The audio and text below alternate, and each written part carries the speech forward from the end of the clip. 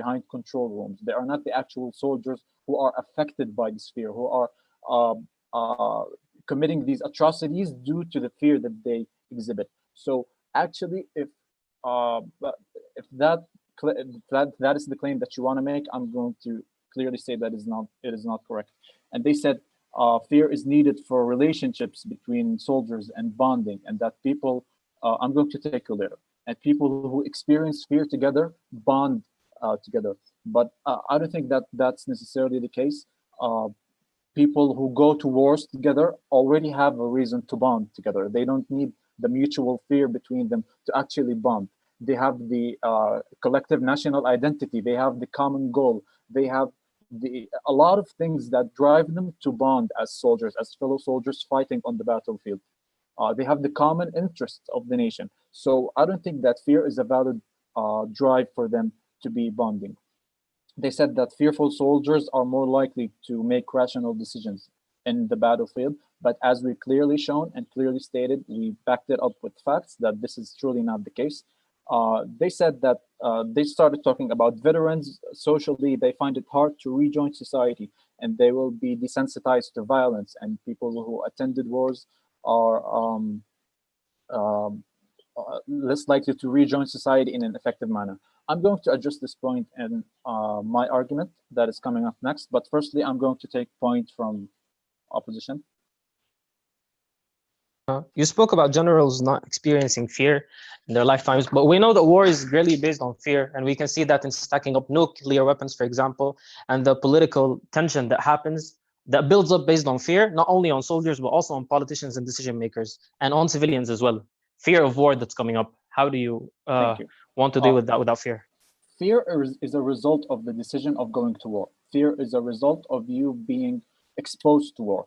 It's not the contrary. It's not that you become fearful of something and then you declare war. If that was the case, if you're afraid of something, you usually tend to steer away from it. You don't tend to go to war just because you're afraid of war. I don't think this is a good logical link between these two ideas. Moving on, I'm going to talk about my argument. I'm going to talk about life after war. What happens to soldiers after war? And these hypothetical soldiers that we're talking about that have the ability to feel fear removed from them. First of all, I'm going to address the mental health issue that the opposition brought up and how PTSD is going to relate to our case. Post-trauma stress disorder is a disorder that is a mental health disorder that is usually exhibited by people who go to wars, who witness atrocities, who see people killed, who kill people. People who suffer from this disease find it hard to re-enroll in society later on after they come back from war.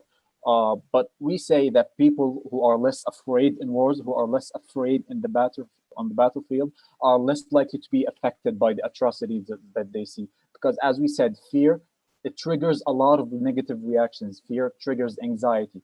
Fear triggers panic attacks. Some people pass out when they are too afraid, and that panic attack results into a cycle of negative feedback, and then these people just suddenly pass out or actually lose their lives on some rare occasions. So we say that the disability to feel fear will actually make it easier for veterans to re-enroll in society once they come back. And as we said, fear is not the only motive to be a good citizen. There are a lot of values and a lot of human emotions that drive people to be a better civilians. And actually, life in general is going to improve for humans if they didn't have the ability to be afraid. Why so? We say that people who are less afraid are usually more successful in life. They are more likely to take risks, and they are usually less afraid of societal judgment. And with that, I say that we are proud to propose. We thank the Deputy Prime Minister. Now to continue the debate, we call upon the Deputy Leader of Opposition to continue the case. Okay, am I audible to start? Yes, you are. Okay, starting. Good evening, everyone. We are here today to oppose the removal of the ability of soldiers to feel fear. Directly, I will start by explaining how the proposition team was hesitating, and they are proving our point. Starting from the first argument that they said that triggering survival. They just stated that, and they give an example by the doctors. He said that the performance of doctors is reducing by the fear, and we know that less mistakes is coming by increasing the knowledge and increasing skills, and there is nothing to do with fear to reduce the mistakes. But doctors, they are fearing, so they do some checkups for the patient. They are afraid of bloodborne diseases, hepatitis C, hepatitis B, AIDS. So they do checkups for the patient to secure themselves and to protect themselves and to do the operation properly. So the fear here in doctor, although it's off-point example you are using, fear of doctors here is protecting the doctor and protecting the staff, and this will make the staff working in the full capacity. And less the mistakes is coming by increasing the knowledge and skills. We are here today. Fear is triggering survival. We accept that, and this is prove our points, because when we are talking about rational means that we are balancing positives and negatives. We are balancing risks and opportunities, winning and losing, and risks and losing is coming by fear, because fear is an alarm that make you determine the risks and then weight it with the opportunities to take a rational decision. And this is why triggering survival is an important point to assess the risk to take a rational decision. They use the Israel and Palestine conflict, and it's a bias because they said that they are shooting the citizens, and we know that this is out of morality. What they said, we need morality to guard this, and they gave an example which morals are not in a place. So you are just confronting your case. You said that they are less affected by media when we are removing fear, but you are talking about soldiers who are inside the war, and they do not need media to see what is going on the ground, because they are inside and in the middle of the crisis.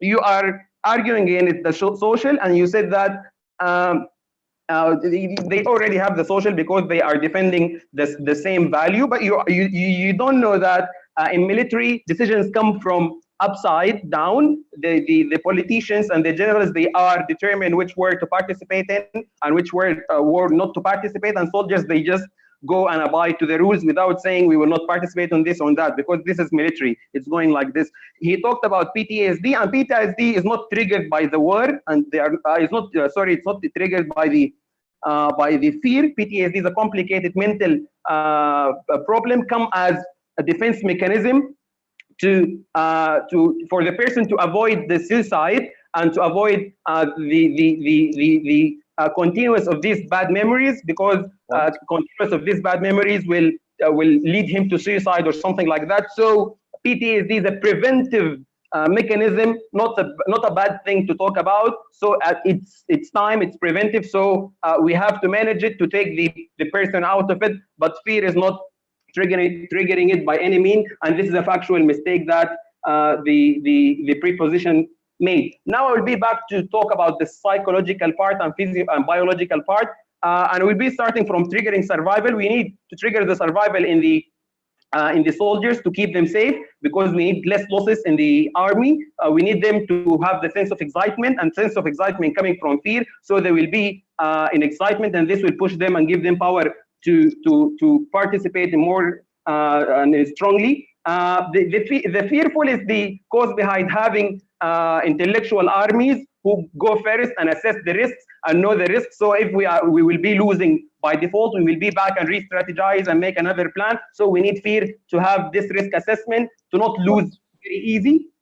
Fear, we have fear from other point of view. We have a sense of empowerment coming to the soldiers to cover this fear, and this a sense of empowerment, we see it in the generals and the soldiers. They are trying to cover this fear. So we would like to have this fear to be covered by this sense of empowerment, which will help them to conquer and to fight very effectively. Going to the biological part, fear is the most important trigger for the adrenaline, which is the part of the sympathetic system. And sympathetic system, of course, increase the heart rate, increase the respiratory rate, increase the blood pressure, and shift the metabolism to anaerobic. And this is the condition that we physically needed to the person. We need these soldiers to have a higher heart rate, a higher blood pressure, and increasing respiratory rate. And this will make him in an optimum way to fight, to jump and to run and to conquer and to get back and to take the weapon and to use the weapon. And this is the physiological situation.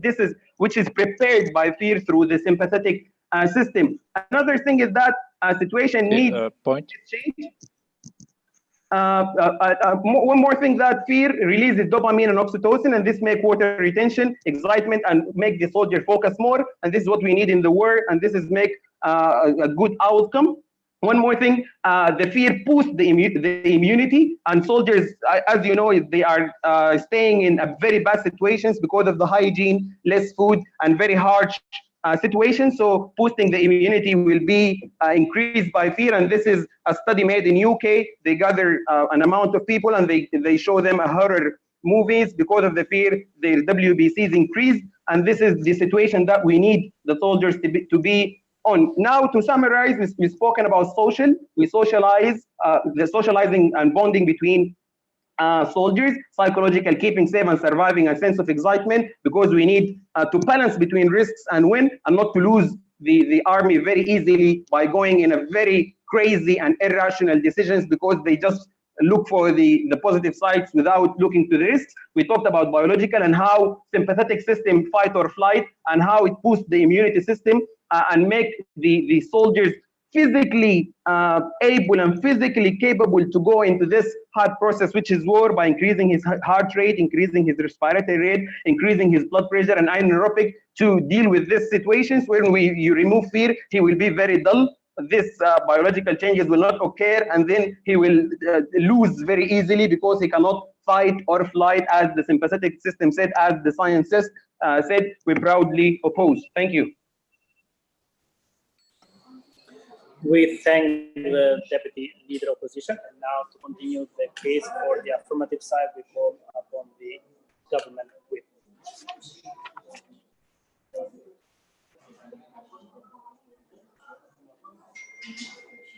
Am I audible to everyone?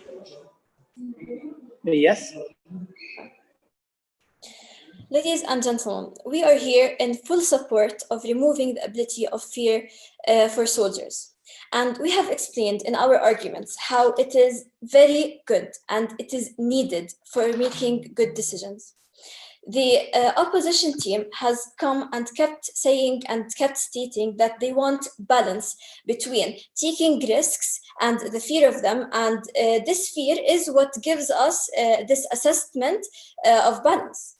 But in reality, we don't get a chance to assess when we're afraid, because our brain is so rushed up on emotions that it does not get a chance to even comprehend what is happening, so it can assess the risks and benefits of a certain situation. It is a survival instinct. It means that whatever comes in first to the mind, this is what is going to be done, which means that there are going to be a lot of mistakes, a lot of decisions that are going to be made that are not assessed properly because of fear.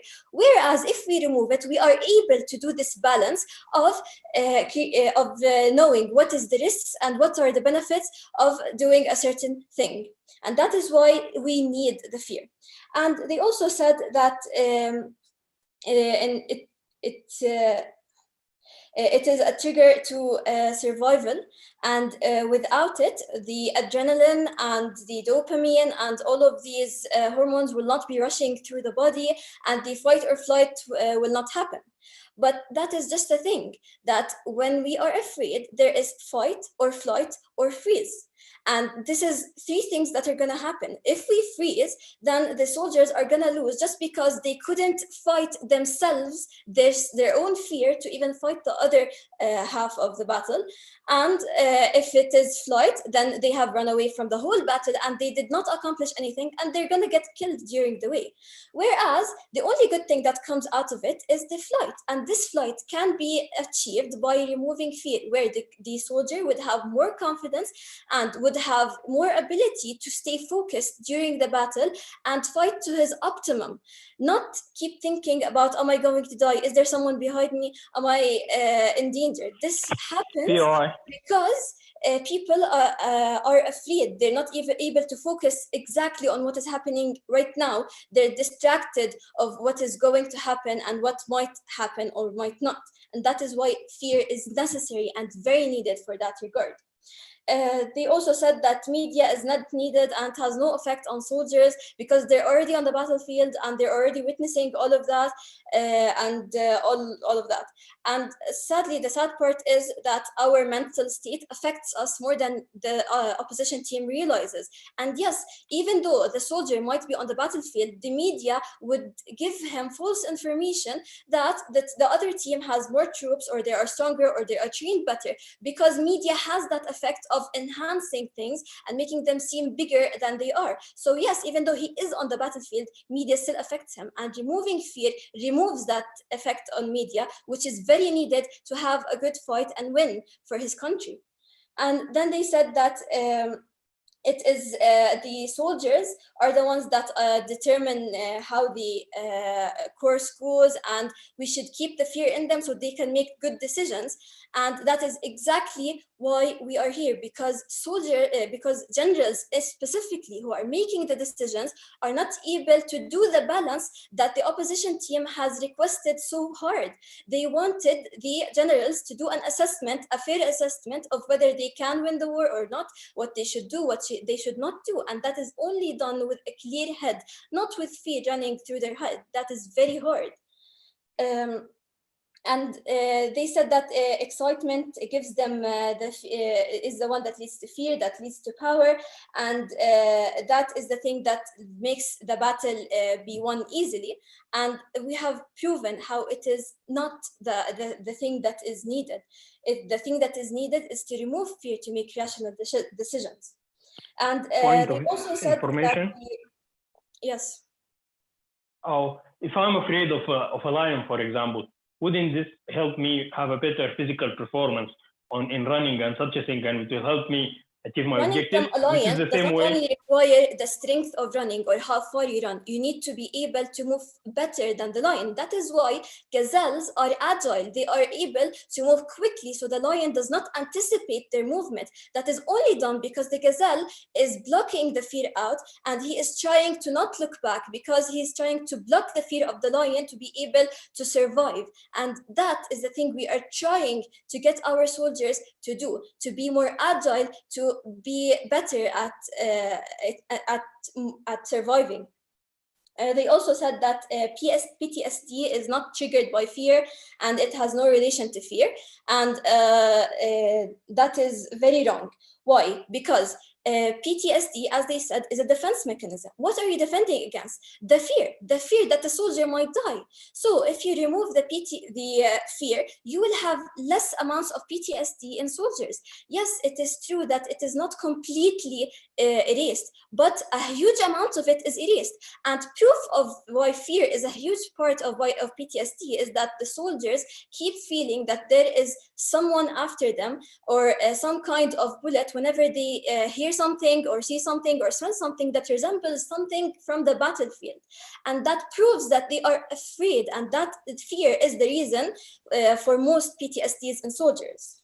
So in our arguments, we have proven how fear is detrimental and very needed for good decision-making from soldiers, doctors, and anyone related in the war field, and especially generals who are making the decisions. And we have proven that how it also helps them recover their lives and be integrated more into society after they finish the war, since fear is the main cause of PTSD.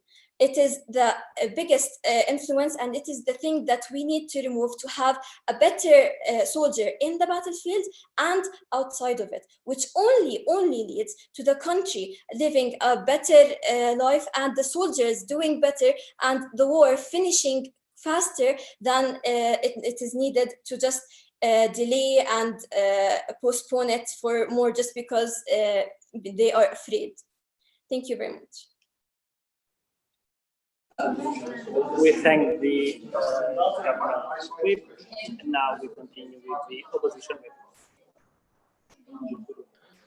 Is my voice clear? Yep. Okay. I will be shortly starting. Just a second. Take your time.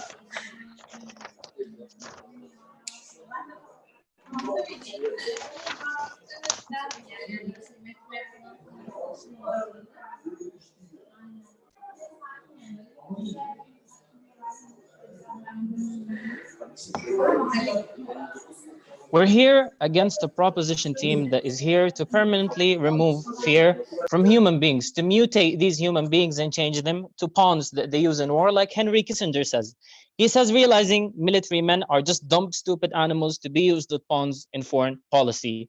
This view at soldiers as not human, or as not people, or as people that should be fit differently in society after they come back, is entirely the view of the proposition team, even if they try to sugarcoat it and place it in sweet words that make it seem like they're trying to do a good thing. Even this world or this paradigm where they try to dehumanize these soldiers and change them into some sort of mutants that have no fear and that just work based on algorithms running in their heads, this can't really happen. And decisions made based on this sort of paradigm are not going to be true and are not going to be useful and are not going to be of the least cost or are not going to be of the optimum benefit, like we are going to demonstrate in our opposition side.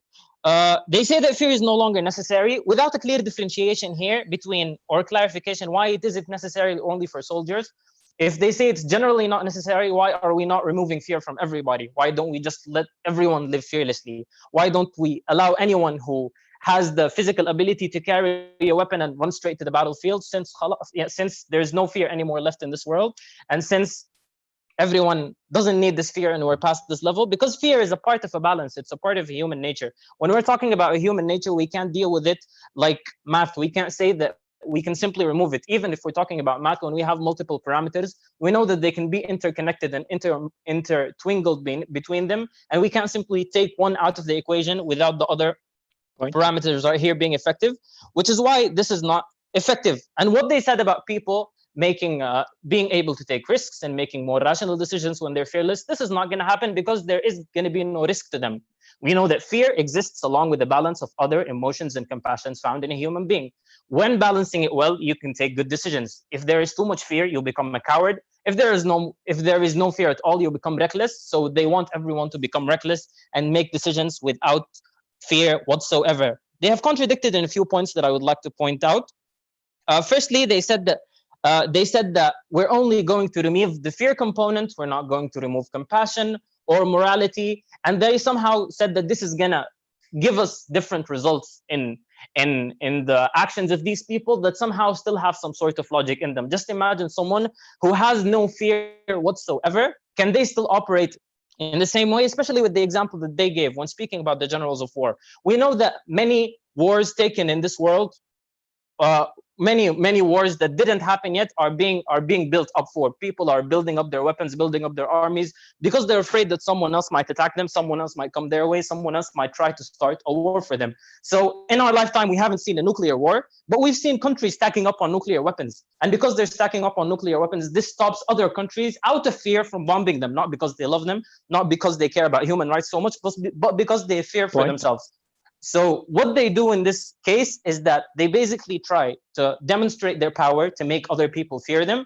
And they demonstrate their power because they are afraid themselves of other people. And they want to show the other people that there is backlash if you try to damage us. So if this fear disappears and the next morning South Koreans decide to throw their nukes at the United States, and the United States decide to throw their nukes at South Korea, and the world can just explode in a minute, because we have lost a very important part of decision making, not only for the soldiers in the battlefield, but also for the people in the decision-making process.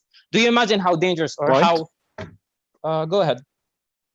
What do you think that what's stopping nuclear war from blowing up the planet? Is it fear, or is it actual strategical, logical thinking that, we should not cause humanity to be extinct by our nuclear war? No, it is actually fear, because we saw them do it once when they were not afraid, when the other side did not also have nuclear weapons. They tried bombing Hiroshima and Nagasaki because fear was not present, because the other side did not have nukes at that point. But since now we're balancing things based on fear, fear is still necessary. These guys have these weapons, and when they lose fear, they are going to use them, like we have seen before in history. Now we're also here to, they also try to say that in the fight or flight or freeze mechanism, fighting is always the best decision. And this is, again, one of the very obvious forms of dehumanizing of a soldier. So if the soldier is surrounded by a whole army, they still want him to run into this army and to fight and to lose his life. And somehow they say this is better for the soldier, this is better for humanity. We don't degrade this soldier from his humanity. We don't require him to put himself in a position where he knows for certainty he's going to die. This is the reason why there is military training. This is the reason why they are trained for years before being set out or deployed to battlefields, because they need a certain balance of fear and of strategy so they can survive and so they can stay alive. Because if all of the soldiers die, there is going to be no point, and there is no need for reckless or non-strategic planning in any parts of war. They said that these soldiers are affected by media and by possibilities and by overthinking, but this isn't really the case, because these soldiers are trained on knowing where to take their information from and where to not take their information from. And they also said that they can partially erase PTSD by erasing fear, because PTSD is mainly comes from fear. This is simply like having someone come to you with any sort of psychological trauma and then trying to remove this part of his personality, or this part of his humanity that actually resulted in this reaction. It's not as simple as that. It's like someone walking to you with an injured arm and then amputating his whole arm. Amputating his arm will definitely affect the rest of his life, and amputating the fear out of these people will definitely affect the rest of their lives. They will not be able to blend back in humanity in their communities. They will not be able to blend back with their families. If they have no fear for themselves, they definitely have no fear for other people, so they will not take into consideration other things. And even when we speak of compassion or morality, we find that at some level it has to do with fear. Compassion or empathy has to do that you fear for other people what you fear for yourself. So you don't want to torture other people, you don't want to abuse other people, because you are afraid of these things yourself, so you would not want someone else to go through what you are afraid of. But if you're not afraid of it, then you're definitely not going to be afraid of other people. When we speak of morality, we know that there are so many different measures for morality, but many of them, like religions, for example, in the very base can be based on fear. Fear of different things, fear of results of your actions. So setting out these reckless human beings, we don't know how many, we don't know if they're just soldiers on the ground or generals above, or even doctors like they're saying, or if it's the whole community, whatever it is. Dear Mr. Chair, dear adjudicators, I urge you to just imagine this paradigm that the proposition tried to create, where people have no fear, where people lose the balance of fear versus rationale that they take in making their everyday decisions. And there's a famous quote that says, people say no soldier outlives 1,000 chances. In the paradigm of the proposition, no soldier will outlive a single chance, because he will have no fear. He can run straight into a bush. He can run straight into a trap that he sees in front of him. Kind of like something that happened in the Mahdist revolution in Sudan, between the Mahdist army that was basically local men who had no fire weapons, who just basically had swords and all that. And they were literally throwing themselves into the cannons of the British people. They were doing this out of what they thought was a higher cause, but they just lost their lives and they lost the battle. And it ended in a quite catastrophic way at that point for all of them. So if we really balance it, we see that this paradigm that they're trying to create is not real. They're just trying to sugarcoat it, misinterpret some of the ways of human behavior. And if we really look down at it, they're just trying to mutate these people and bring back dehumanized people into the community. And things just don't work that way, Mr. Chair. We proudly oppose. Thank you. Now this concludes our constructive speeches, and I will continue with the closing statement or reply speech, starting with the opposition. Please take your floor. Okay. Do you hear me clearly? Yes, we can hear you. Okay, I will begin. Well, we can say that this debate is about the role of fear in the battlefield and for a soldier. Okay, the opposition team is saying that fear fear stops soldiers from doing the right things and from balancing risks and advantages. We are saying that fear is an element in humans and for soldiers that is important and has its role to play. Well, we didn't debate that fear should be the number one emotion that controls soldiers or such a thing like that. But we said that fear is an important thing. We provided why fear is important socially in bonding between soldiers. We said that fear is important to build between soldiers. They tried to refute this point by saying that there are other things. But how are you going to balance the missing part when you take the fear off? We talked about the psychological part, about how fear about how fear gives us excitement, gives us empowerment through releasing chemicals in the body, and it was also mentioned in the biological part that there are hormones like adrenaline, dopamine, and dopamine that are released when we are feeling fearful, and it increases immunity. They didn't provide us about what will replace fear here, how we will compensate for these parts that they say they are good and they are desirable. When we went in a point of information and asked about your performance getting better when you're attacked by a lion, she said that we want them to have a better performance, but not by fear, and she didn't provide a mechanism or a way that the human body is going to release those chemicals. So first, we have spoken about the importance of fear for soldiers and how it is going to make them balance risks and rewards. And removing fear would make this would disrupt this equation. Okay, they didn't stress on how fear and how they would replace fear in this equation. We have shown them in the example of nuclear weapons and nuclear wars. They try to argue that fear is bad and has an excessive role in its place. They provided the example of doctors, which we refuted. Then they talked about the irrational decisions of soldiers in Palestine and Israeli conflict. We thought that this thing can be dealt with by law, because soldiers will also fear the consequences of that law. And they spoken about the leadership positions and the leadership positions. We proved to them why leadership positions should have fear in making their decisions so that they do not take excessive risk. They talked about troops, about the US military not deploying troops on ground in Vietnam. We showed them why fear has played a role in making the strategic right choice, because the Vietnamese armies are better at street fight. Then they said that BTSD would be removed by fear. We refuted that to them. We said that BTSD is a complex disorder that is caused by shocks and traumas, which fear is just one element and component. And they then said that people who fear less take more risks, and we showed them that taking more risk isn't always a good thing, and we need to balance risks and reward. So, Mr. Chair, I want you to ask yourself a question. Do you prefer to live in a world where there is a fear that balances taking risks, or do you want to live in a world where soldiers do not have fear and they are just going to decide and they will just weigh risks much lesser? Thank you. We thank the opposition for their concluding statements, and now we call upon the government side to give their concluding statement or reply speech.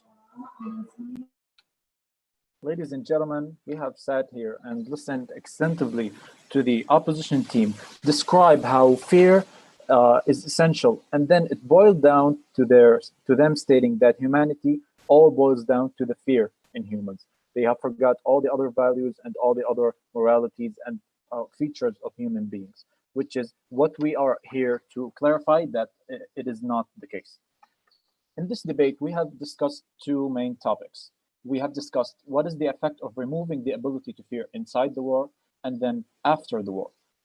First of all, inside the war, we have been able to prove that fear leads to instantaneous decision making, which means that it is not well thought out. It was not weighed out. It was not well planned and logically thought out, which means that sometimes in the army, it's going to lead to soldiers making selfish decisions based on their sole survival, and it will not be looking into the greater good of the nation or for the war.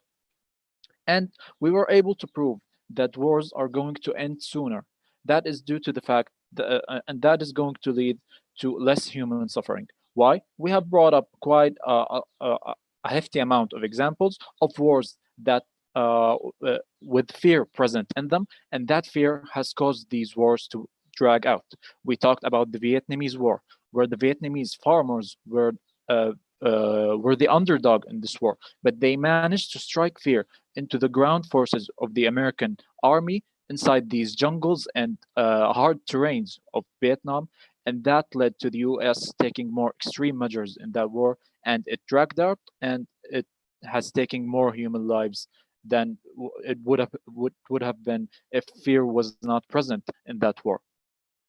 And we have been able also to prove that it is for the greater good that fear would be out of this equation in a soldier. They have claimed that fear improves physical ability, and they directly link that to making better decisions. But our third speaker was able to prove that just having improved physical abilities is not correlated to making better decisions. In fact, that is going to lead to hypertension and panic attacks, as we have proved that fear is the core element that leads to other negative mental health issues and mental side effects.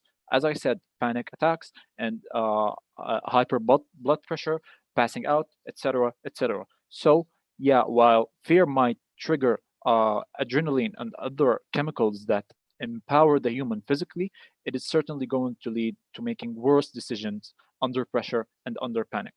And they have tried to prove that fear is what drives peace and it is what drives wars into ending. But we have proved that it is quite exactly the contrary, because people who are not experiencing fear are the people who are making decisions to go into war. And people who experience fear are the ones who are forced to be exposed to this war, meaning that it is not uh, actually true. We have also discussed life after war for a soldier. We talked about PTSD and mental health. They have tried to attack our claim that PTSD is merely a fear reaction, but they have said that themselves, ladies and gentlemen. PTSD triggers and generates situations where the person uh, goes into panic mode, goes into a hyper case of fear because they smell something or see something or hear something that reminds them of some traumatic experience that they have went through. So in fact, it all boils down that this, yes, PTSD is a fear reaction. PTSD is an extreme hyper fear reaction, and that if we have had removed that fear element from the human, from the soldier, we are certainly guaranteed a better life after war for the soldier. We proudly propose. Thank you. Okay, this concludes our round, and it's a great pleasure to have you here, guys. Now, virtually cross floor, shake hands, and wait for our verdict. While I pass the floor to Rataba to continue. Thank you so much to the judges and to the teams. This was an incredibly civil debate. There were moments that the teams made me think twice about my life in general and what I do with fear and whether I should have fear or not in my life. And I think that is the most remarkable aspect of the debate, you guys making people who are listening to you think. And for that, I congratulate you. The judges will now deliberate. The public votings are now open. The links have been shared on all the streams that this session is being streamed live to. You have an hour, and so we'll collect these votes from the public voting, and we'll have the judges' decision as well in a while. And you will know pretty soon who made it to the final rounds. Congratulations once again. You made it here so far. I'm very proud of you guys, and I really hope and wish you guys all the luck for your future. And thank everybody for being part of the semifinals. Thank you. Really enjoyed a very heated debate.